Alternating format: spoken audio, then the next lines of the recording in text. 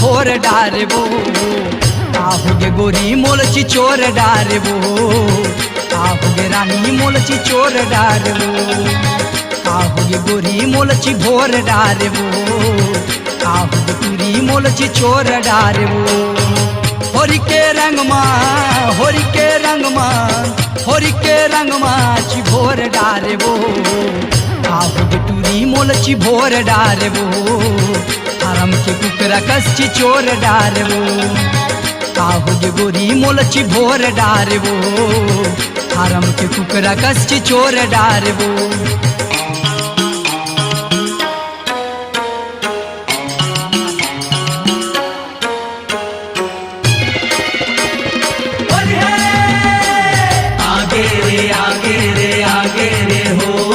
रंगा देहूँ तोला रे गोरी आगे रे गोरी रंगा देहूँ तोला रे गोरी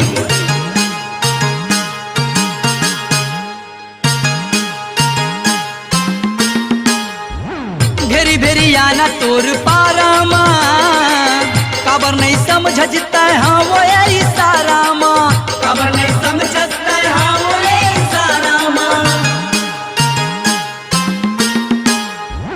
घेरी भेरी आना तोर पारामा काबर नहीं समझता है हाँ वो यही सारा माँ खबर नहीं समझता है हाँ वो यही सारा माँ दिल लगा के दिल लगा के दिल लगा के ची भोर डारबो आहुगे तुरी मोलची चोर डारबो आराम के कुकरा कस्ची चोर डारबो आहुगे गोरी मोलची भोर डारबो आराम के कुकरा कस्ची चोर डारबो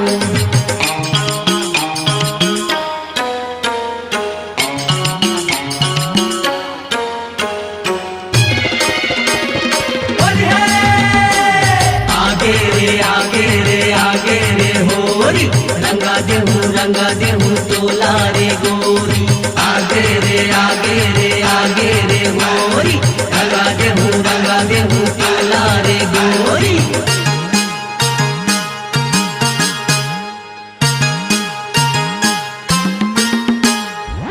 दो दिन के जिंदगी दो दिन के जवानी के सबसे माया कर ले मीठ मीठ बानी से सबसे माया कर ले मीठ मीठ बानी से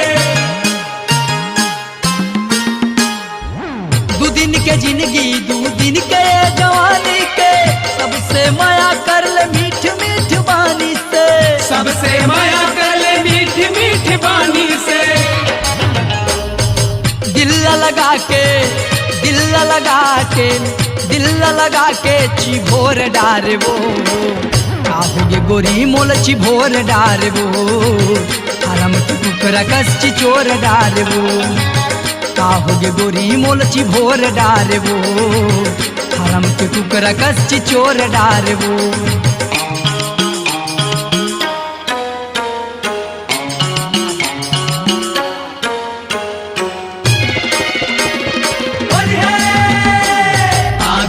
आगे रे होरी रंगा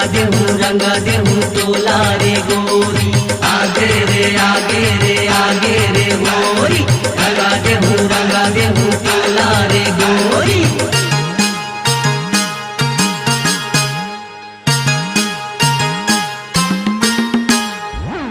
आज न मोर से वो माया कर ले मुझ मुझ करत हवस थोड़ा वो दया कर दे मुझ करत हवस थोड़ा वो दया कर दे आज न मोर से वो माया कर ले मुझ करत हवस थोड़ा वो दया कर दे मुझ करत हवस थोड़ा वो दया कर दे दिल लगा के दिल लगा के दिल लगा के ची भोर डारबो आहुगे गोरी मोलची चोर डारबो आहुगे गोरी मोलची चोर डारबो आराम के टुकड़ा कस्सी चोर डारबो आराम के टुकड़ा कस्सी चोर डारबो फागुन के रंग मा फागुन के रंग मा फागुन के रंग मा ची भोर डारे वो काहुगे गोरी मोल चिचोर डारे वो हरम के कुकरा कस चिचोर डारे वो कारम के कुकरा कस्सी चोर डारे हो कारम के कुकरा कस्सी चोर डारे हो हरम के कुकरा कस चिचोर डारे वो काहुगे गोरी मोल चिचोर डारे वो काहोगे गोरी मोलची भोर डारे हो कारम के कुकरा कस्सी चोर डारे हो काहोगे गोरी मोलची भोर डारे हो कारम के कुकरा कस्सी चोर डारे हो।